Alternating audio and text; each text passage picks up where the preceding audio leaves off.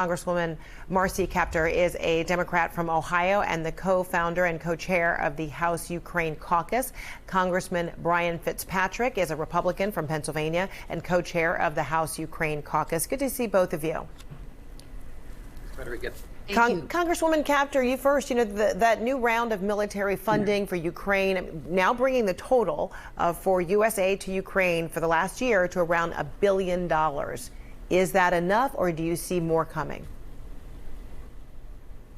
I'm a member of the Defense Subcommittee of Appropriations. We have been very faithful at supporting the independent, free nation of Ukraine, and now we see why. The American people should be so proud that they've really been the key force in helping the people of that nation maintain their liberty. We have been supplying arms. We continue to do that. We know Ukraine needs javelins, stingers. She needs drones with ammunition. She needs air defense. She needs seaport access in order to win. Your coverage has been astounding. The American people, the world can see the force she is against. And so tough sanctions are necessary, yes, as well as humanitarian aid. But right now, Ukraine needs fighters and she needs arms. So the money and the arsenal is there, soon to be allocated. One of the big challenges is going to be, in the midst of now conflict, how do you get all of that arsenal to Ukraine, especially to Kyiv, which is now, you know, maybe just miles away, or at least Russian forces are just miles away from encroaching on city center, Congresswoman? Yes, and arms are flowing to Ukraine. Many of our allies are helping in this extremely difficult task, and the people of Ukraine are arming themselves. It seems so horrifying for free nations like ours and Ukraine's to watch a tyrannical regime like Vladimir Putin's invade an innocent country where 90% of the people have voted for their own independence going back to the 1990s after the collapse of the Soviet Union. I so want fighters of the world to help the people of Ukraine. We are doing what we can. Obviously, Russia's a nuclear power, and so they're up against the worst, but we must find a way to help them maintain their freedom, and America's doing everything possible. And I thank Joe Biden and the Biden administration. I thank Congressman Fitzpatrick and the 60-member Ukraine Caucus in our House that has led the fight for the armaments for Ukraine. Congressman Fitzpatrick, I see you nodding there, but what is your reaction? What have been your thoughts as you see Ukrainians who are talking about they're putting everything on the line, they are being as industrious as they can with the arsenal that they have, or creating weapons to protect themselves, to protect their country? Yeah, it's heartbreaking to watch, Frederica. My last FBI assignment before serving in Congress, I served in Kiev. I lived there. And it doesn't take long to really ascertain the fighting spirit and the immense amount of passion and love they have for Ukraine and for their independence. And you're seeing that now, and you're going to continue to see it. You're seeing it from President Zelensky. You're seeing it from the 3 million people in Kiev who are arming themselves to fight a Goliath type of opponent in Vladimir Putin. And they're going to continue to do so. But as Marcy said, and by the way, Marcy, it's such an honor to serve with her in a bipartisan manner. Her love for Ukraine is immense, as is mine. There's a lot more we can be doing, Frederica. We got to push to get Russia kicked off of SWIFT. We have to sanction their energy industry. We have not yet done that. And NATO needs to step up with more artillery support for Ukraine. I'm hearing from my colleagues in the Ukrainian Rada, their parliament, multiple times a day, every day, and they're begging us to do more. They appreciate what we've done. We appreciate what's been done so far by America and by our allies, but we need to step it up. All they're asking for is a little bit of air assistance and military assistance as far as equipment goes. If we give them what they need, they can accomplish this. They can pull off a miracle, and it would send such a beautiful message around the world for freedom-loving democracies, and it would put an end to the Vladimir Putin regime. So what's the timeline? How quickly could the U.S. get air assistance, those items that you just ticked off, to Ukraine?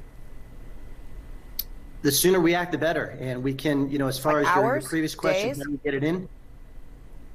Yeah, I mean, if we work with Poland and Romania, two countries that border Ukraine, Poland is just miles from Lviv, where a lot of the Ukrainians are fleeing to right now. At least the the women and children. The men, by the way, Frederica, are staying and fighting.